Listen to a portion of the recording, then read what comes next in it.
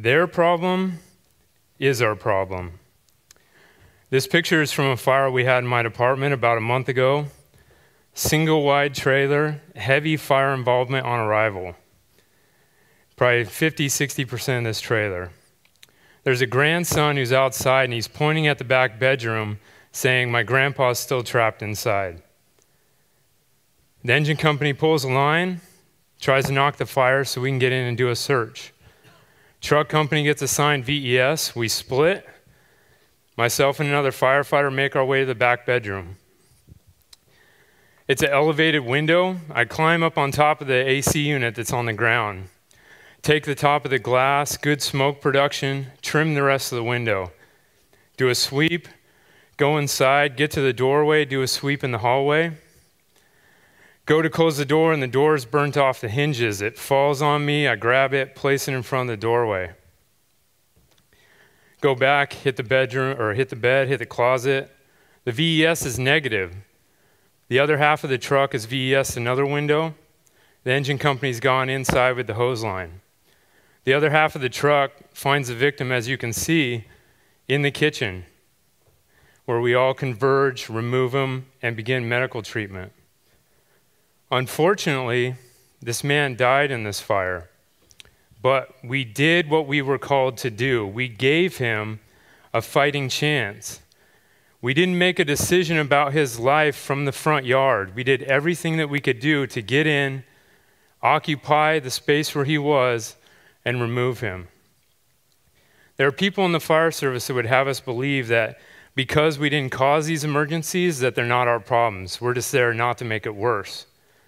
I disagree. When we chose to raise our right hand, and it is a choice, we took ownership of the problems of the people we serve.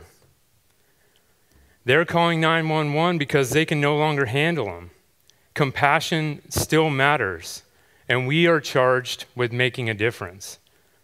This is why we go inside. 80% of the civilian fatalities that happen in this country due to fire happen in residential occupancies. We talk a lot about 360-degree size-ups. They're good, they're necessary. We need to do them as often as we can. What we don't seem to weigh as heavily are interior size-ups. Getting someone to an entry point and getting eyes on the inside of this burning structure before we make a decision about who or what can survive on the inside. And how we're going to do that is we're going to look for life, fire, and layout. We're going to look for life. We're going to get to a door, force the door, and look for life. We're going to look for a victim behind the door. We're going to look for life behind the door. We're going to do a body's length search all around it. We're going to scan with our light. We're going to call out fire department and listen for a response. These are our initial search operations in an area with a very high percentage likelihood of finding a victim. We're going to look for fire. Can we see the direction of the smoke pull? Is the fire taking a breath? Can we see the glow? Can we hear the crackling? We like to believe that on our 360s, we're always going to be able to see the main body of fire, only to find out something different when we go interior. So look for the fire. We're going to look at the layout. We're going to couple our exterior size up of windows, trying to identify bedrooms, kitchens, living space, with our interior size up of layout, looking for hallways that lead to bedrooms, looking for stairs that lead to the second, third floor multi-story occupancies. We're going to pay attention to the direction that the front door swings. The majority of the time, the front door swings towards the bedrooms. So if we have zero visibility when we open that door and we need to start our search, couple your exterior size up of the windows with the direction of the front door swinging and it can give you an idea of which direction to head. This is all information that we need to gather early on in the fire in order to make an aggressive, sound decision that benefits the civilian. So we're going to look for life, fire, and layout. These are 4 different types of victims that we typically find in fires from experience. Number 1 is the body is or was on fire. These are victims that we find either in the room of origin or in the doorway leading to it. Oftentimes, there's not much we can do for these victims, but we're still going to operate in a manner to try and find them as quickly as possible and remove them and get them to medical treatment. Victim number 2 is found in an area exposed to black smoke. These are victims that could be in a bedroom with a door open, in the hallway, in the living room, at an egress point. They have no barrier between them and the fire. Typically, they're not going to be breathing, and they're going to be in cardiac arrest. They could have thermal burns or respiratory burns if they're in the flow path, but it's rare. They're going to have high cyanide levels, and if found and removed quickly, they could promptly wake up with ventilations. These are victims that are going to benefit heavily from interior hose lines that by default travel through the main arteries of the house. They're going to benefit heavily from vent enter search, where we can go into a window and control a door and create survivable space. Victim number 3, found behind a closed or semi-closed door. These are victims that could be in survivable space. They're in a bedroom, a bathroom, a closet with the door closed or semi-closed.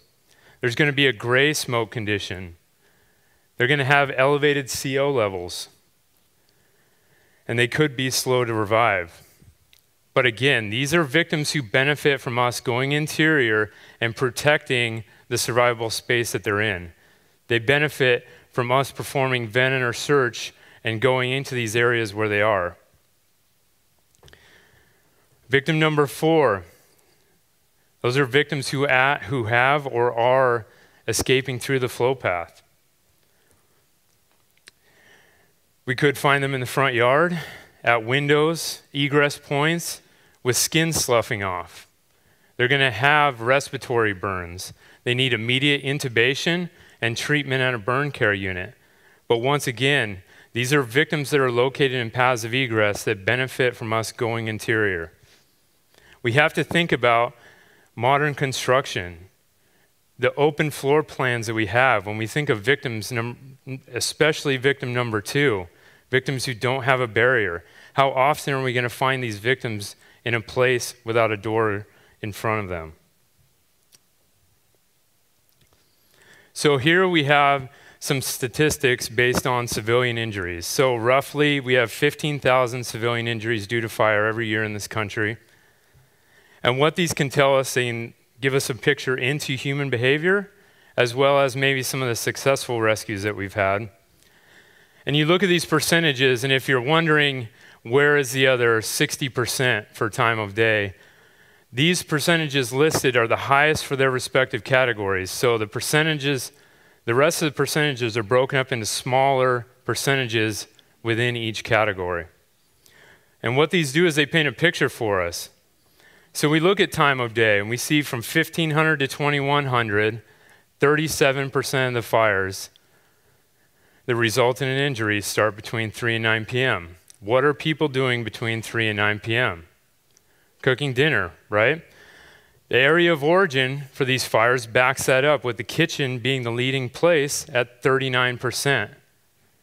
Second to that are bedrooms at 20%. The actions prior to, we see fire control as 35% of the time and trying to escape as 25% of the time. So do we have an adult who's cooking dinner, tries to put the fire out, and now they're trying to get out of the house? We recently had a fire in my area where a victim was located between the kitchen and the front door, and what was interesting is that the sink was running. This victim was filling pots of water trying to extinguish the fire, took a hit of smoke, and ended up in the living room. We could also see children, right? Latchkey kids that are unattended playing at home, start a fire in the bedroom. They try to escape or they hide because they think they're going to get in trouble. We see the primary symptoms as smoke inhalation at 41% of the time. What we're going to notice is it's far more often that the smoke is injuring them than the heat. And location of victim, we see the bedrooms at 33% of the time. So could that adult potentially go back to a bedroom to try and save a kid, save a pet? or just try to escape the fire? What we have to remember is regardless of time of day, bedrooms matter. We can't forget that a third of America's workforce works the night shift and sleeps during the day. Here we have some numbers on civilian fatalities. Roughly 3,000 civilian fatalities happen a year.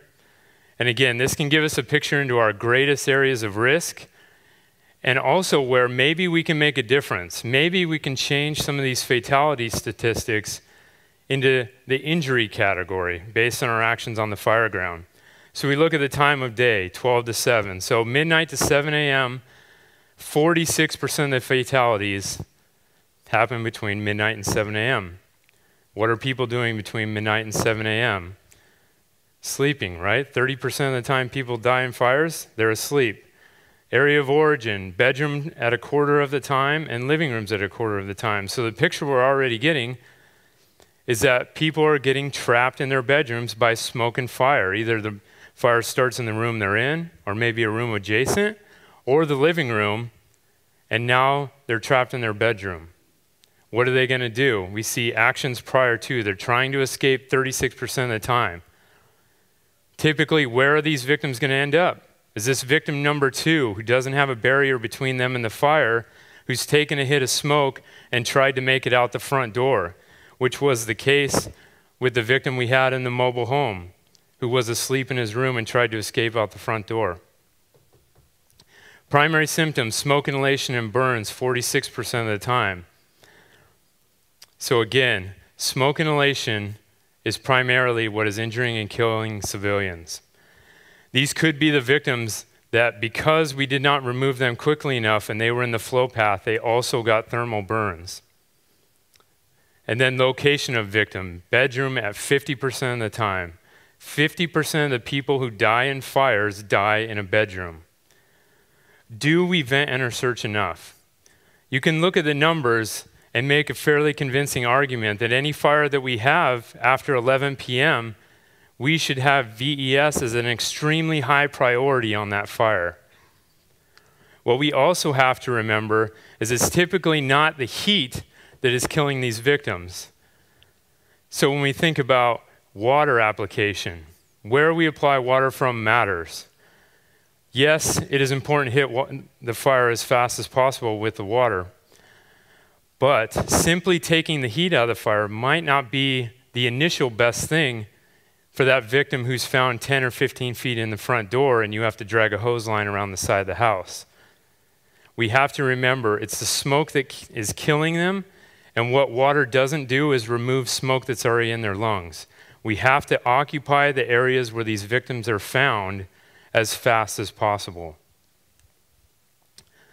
Victim survival rate drops 10% every 60-second delay between cardiac arrest and CPR.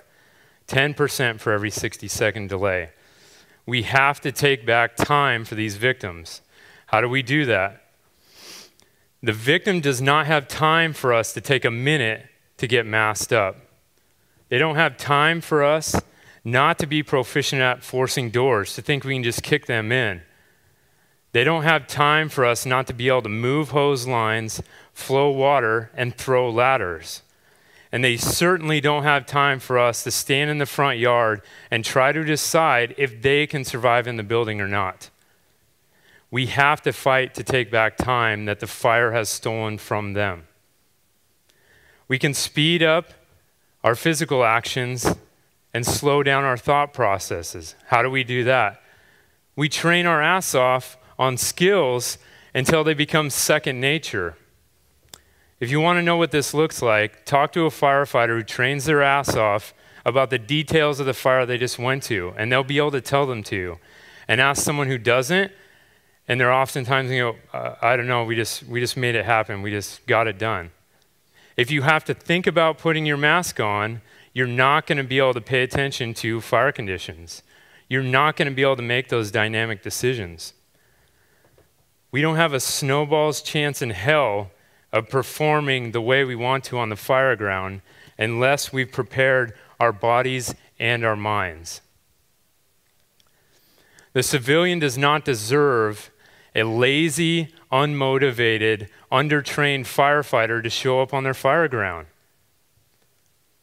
Your family does not deserve a lazy, unmotivated, undertrained firefighter to make the turn down your street when your house is on fire and they need help. We have to prepare ourselves to try and meet the expectations of what we've chosen to do. We need to occupy, confine, and extinguish. We need to occupy the areas where these victims are found as fast as possible. We need to confine the risk of life to civilians and firefighters with our engine companies using water. We need to confine the risk of life to civilians and firefighters with our truck companies using doors and doing searches. And the two together are working towards the final goal of extinguishment, saving lives and property. We need our engine companies to go interior and provide cover fire for our truck companies to get in and do a search. We go to fires at residential buildings for the civilian. We don't do survivability profiling. We search for opportunity. We don't look at a building and say, a person cannot survive in that. We look at a building and say, where can I survive in that? This picture is from a fire we had in my department earlier this year. I was on a 3-man engine company, and we actually saw the smoke column and we jumped the fire. We got dispatched about 20 seconds from being on scene. I pulled a line, the captain did a 360, the driver got a water supply, went in, knocked the fire out. We got there just post flashover of a living room, kitchen, and dining room. Did a primary of the fire floor, did a primary of the floor above. We were on scene 6 minutes before the next arriving company. This house was black to the floor in every room except the 12-year-old's bedroom. Didn't have a lick of smoke in it. Tell me you're willing to gamble with a 12-year-old's life by standing on the outside and making a decision. We own the interior of these structures. It's our job to go in and protect the survivable space because you don't know what you don't know. You don't know what you don't know. Closed doors are open opportunities for us.